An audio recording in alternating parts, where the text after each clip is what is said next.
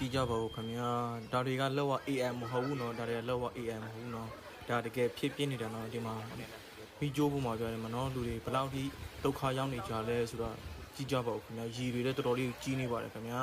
ဒါတွေလောက် AI မဟုတ်ဘူးเนาะဒါတွေကကြည့်ပါဦးเนาะ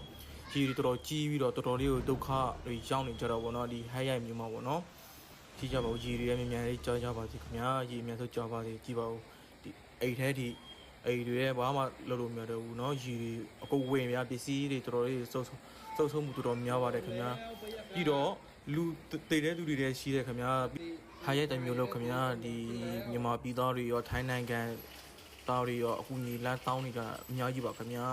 အခုဆိုရင်ရီကတော်တော်လေးကိုနေတာပေါ့เนาะဒါတွေကလောက်ပါ AI မဟုတ်ဘူးเนาะဒါတကယ်လက်တွေ့ဖြင်းနေတာပေါ့เนาะကျွန်တော်တို့ဒီဟာရက်မျိုးပါခင်ဗျာเนาะကြည့်ကြပါဦးခင်ဗျာတော်တော်လေးကိုစိတ်မကောင်းစရာပဲခင်ဗျာအခုတော့အများဆုံးရည်များကြက်ကြောင်ပါစေခင်ဗျာကျွန်တော်တို့စူတောင်းပေးပါတယ်ခင်ဗျာ